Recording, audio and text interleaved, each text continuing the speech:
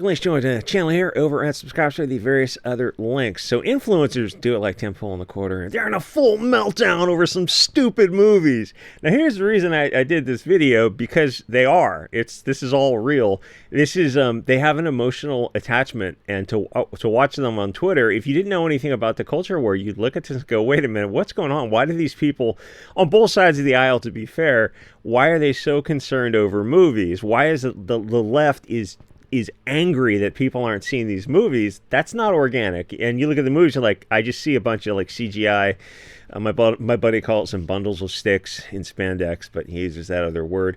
And he's trying to say that genre of movies is over. And yeah, it's over. It's time to move on from it. But why are they so emotionally invested in defending the movies and then attacking the people who say, oh, these movies look woke and gay and whatnot? And then obviously they get angry if you use those words like woke and gay and soy. It's just a euphemism, treadmill, and there's a bunch of other words as well, but they all developmentally disabled used to be part of that euphemism, treadmill, but they took these words away from us. You couldn't, because we're all on social media now, and they filter those type of hot words off of social media, and so you just look for euphemisms, but it's really like it's the underlying word. You're saying that this thing, it doesn't matter if it's called gay or retarded or woke or soy. It all means it's something you don't want to see, because it's pushing left-wing values. Oh, like just loving each other and being peaceful and all this kind of like bizarre straw man they have, except when it applies to white people or Christians.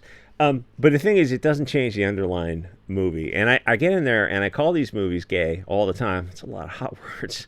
And the point is to have them then spurg out at me for saying it. But the point is, it doesn't matter if I'm offensive or istophobic, or if I don't like the movie because it's woke or soy or something more. A movie-going ticket public who's going to buy a ticket is all the same. It doesn't matter. But they hear somebody who says offensive things and is racist and sexist and doesn't want all these nons in the movie sort of thing, and I'm deliberately kind of obtuse and offensive on purpose. Imagine that. And they have to accept the fact that the movie-going public is the movie-going public, and people like me represent millions of people, but they hear these people using these hot words and not wanting these kind of movies, not wanting these kind of people in these movies, and they think, oh, well, I can discount that because they're not politically correct, they're not eloquent, they're not on the left, they're not in line with the narrative, they're just saying offensive things, and the movies are woke. But a ticket's a ticket. It's the 1750 is getting bought or not. And I'm part of the movie going public, and you are as well.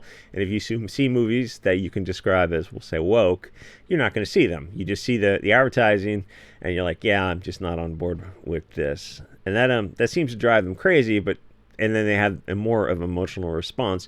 But when you see the emotional response in these series of tweets, you know something else is going on. This isn't about movies, and it's not. So the left wing is blaming the audience about Fantastic Four failing, which I did see, and like I said in the review, it was kind of almost okay. It was going in the direction of being okay, but didn't quite get there. And is it like we're spending $17.50 on? Absolutely not, and I didn't. And that's another issue with movies. For the left and the right, is I look at the left and I go, if you claim to like these movies, you have to not see them, you have to pay to see them, because there's a big difference between those two things. Because you can always see movies, but did you pay to see it? And movies you like, you pay to see, especially you want the big screen experience. And watching these movies online, you don't want the experience, you just want to confirm that it's bad. And it's not confirmation bias, because I watch these movies and they almost always are bad. And if they're good, okay, then go to the theater and spend the $18. But movie tickets are getting up there. And then you add in, like, if you want anything else at the theater, and you're going for more than one person, obviously. It's a serious outlay of cash to go to the theater now. Anyway, so they're blaming the Fantastic Four had a huge second week drop off. I think much more than I expected. I thought it would do better than this.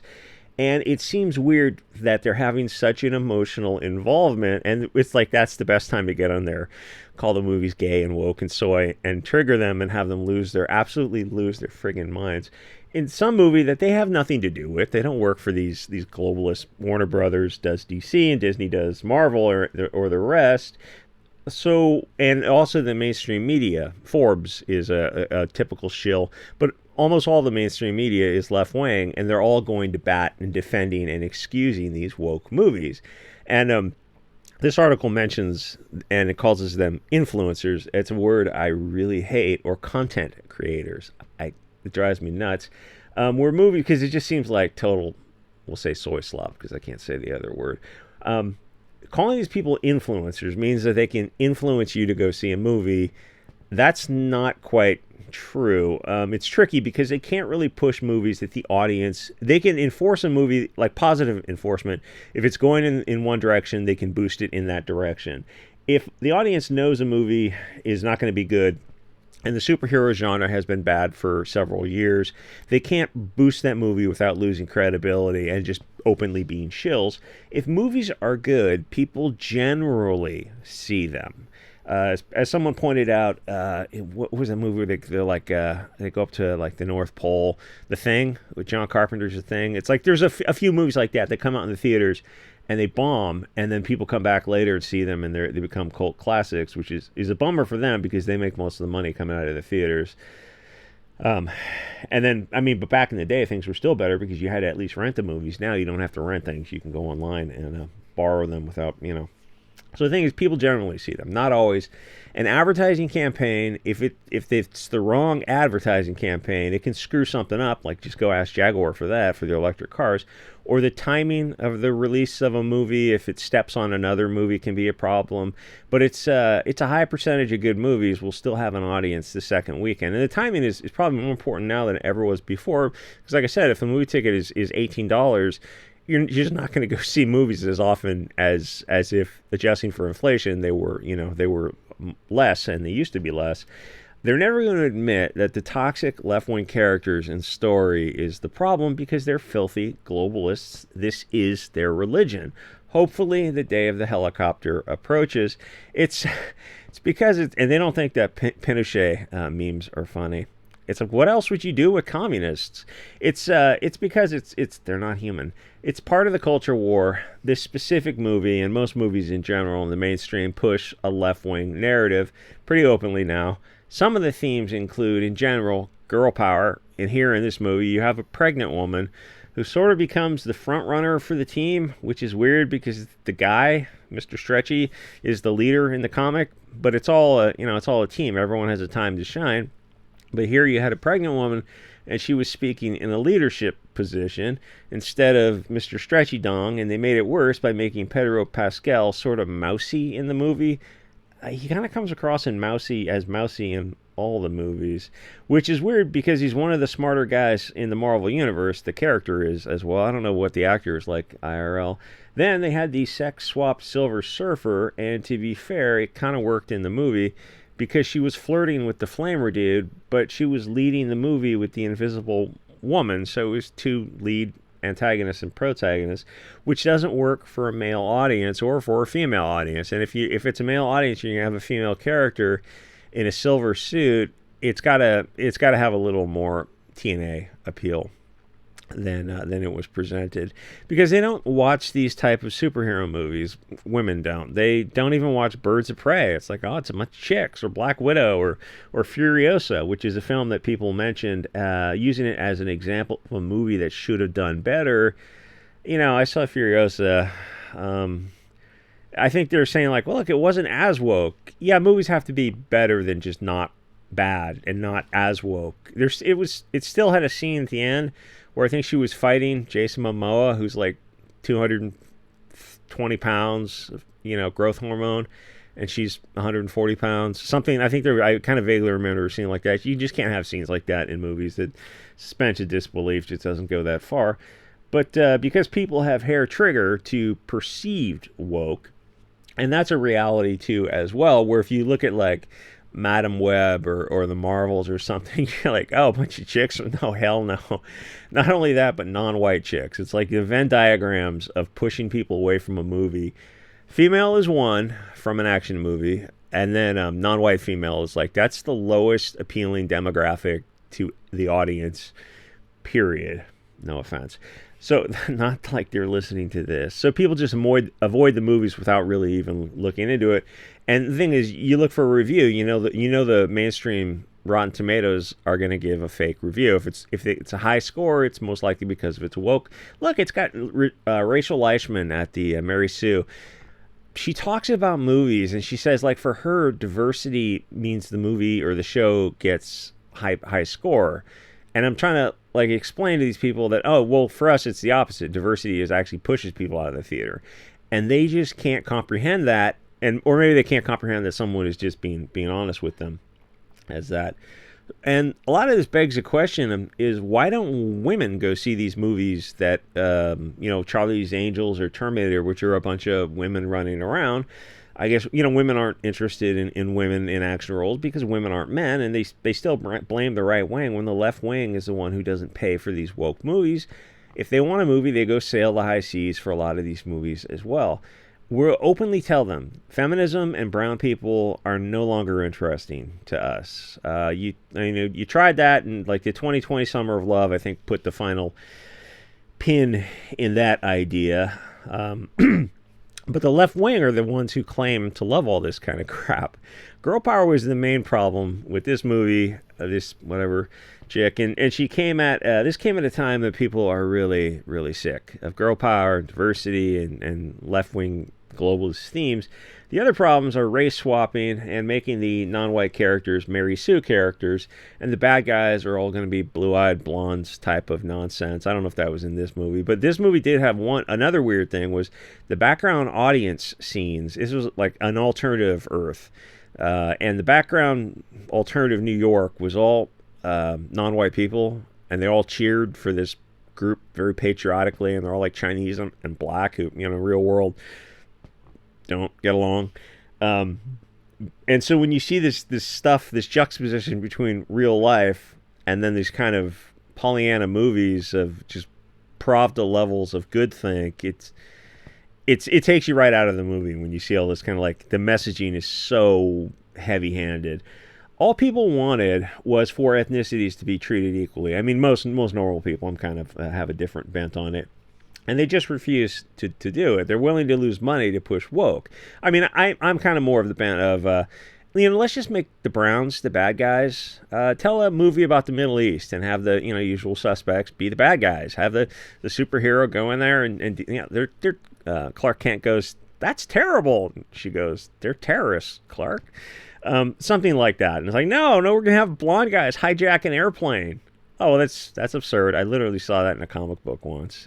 I mean, that's the level you're on. Or it's like, hey, look, a burglary commercial.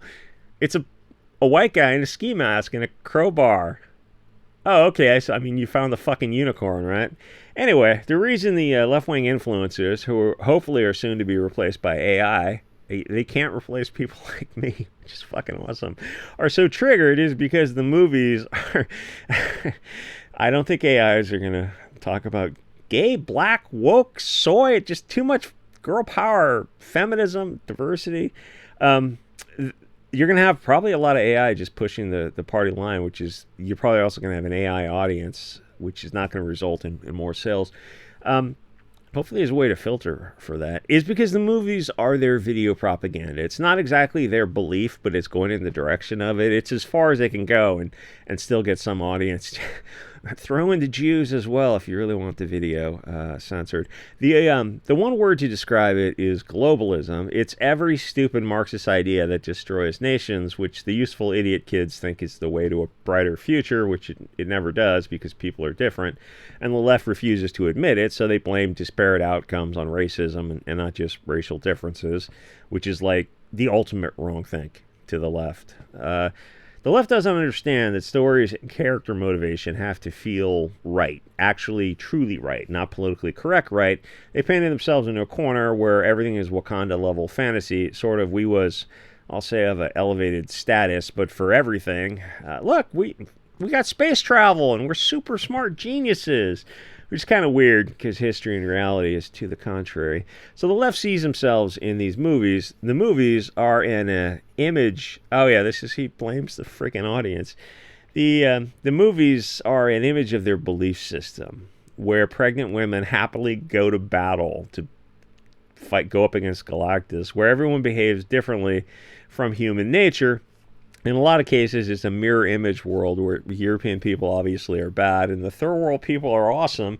And you go turn on social media and you're like, oh, it's actually the opposite.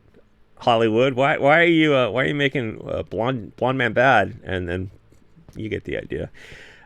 It just goes too far for believability. So the movies are starting to slow down. Hollywood is probably 5 years behind the culture war curve. People are transitioning away from pretending to believe in woke. And I say pretending because that's all it was for most people. It was just lip service. They don't want to watch a full movie of race swapping or girl power or propaganda so heavy that like a Chinese and a black and a Indian are hand in hand cheering for some alternative Earth America patriotism. That's absurd because we have the real world to look at, and it's just too much. People are tired of the outside world. They don't want to see a movie pushing this kind of level of delusion. And this pisses off the left, who are emotionally invested in these movies for their echo chamber of stupid beliefs, except, of course, they don't actually go to watch the movies. They just want the movies to exist and be in the public, and Fantastic Four will make a profit, or I thought it would make a profit. Now it looks like it might not, but it's not this is not the days of the billion-dollar movie anymore. So essentially, they want us to see a movie that they themselves... And the thing is, eventually, if you've got this many... if Marvel has this many movies that are bombing, like how many movies in a row can you have that lose money before Disney says it's time to put it on the shelf? We can't continue to lose money on this. And like changing the tone of the movies, that's not even a possibility. So the left says these movies are good. And we say, well, we don't value the elements of feminism, anti-white nonsense, anti-nationalism, anti-classic storytelling, which is very national when you break it down. Like classic storytelling is very rooted in the tribe of people, fighting another tribe of people, protecting your tribe. And it's a lot of like the people kind of cuck online. They say culture a lot when they mean like race or ethnicity because they don't feel comfortable saying race and ethnicity. Or blood and soil, but like how many hot words can you throw in a video?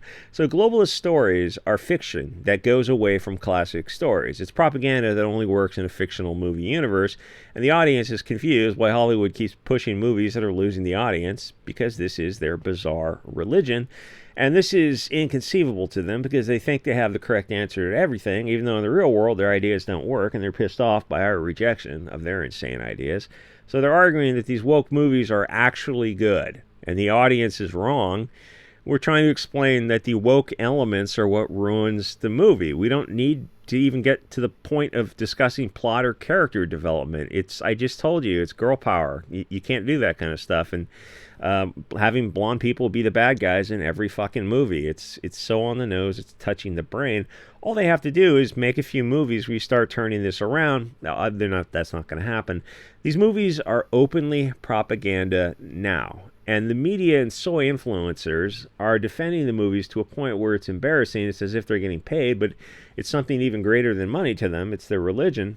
It's like these left-wing movies. If they want to support them, well, then they have to go to the theater and pay for a ticket because Hollywood is running out of money. And the other thing is he compares these two superhero movies with Jurassic Park, which I assume is probably also mediocre. I didn't bother seeing it. And he thinks it's crazy that it did so well and the other movies didn't do as well. I'm assuming they're all kind of just not great. But the comic movies now are attached to a negative because they have a history of being cringe and losing money. So they're tainted to the point where you could turn them around, but you'd have to want it. You'd have to get like the Deadpool guy. And Deadpool 3 was only a beginning. That wasn't enough to save Marvel or turn around Disney. That was just a move in the right direction. You got to go way beyond that. And they're not going to do that. I mean, this movie came out like this movie was just more peak woke like they would have done years ago. See, by now they should have learned their lesson. And if they come out with Fantastic Four with two girls in the lead, then like they're firmly committed to going in this direction of woke movies, and we're just as firmly committed to not paying $18 to go to a theater and watch one of these stupid movies.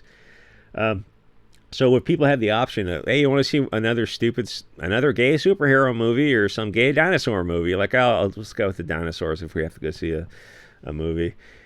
Anyway, like, comment, subscribe. See you guys all next episode.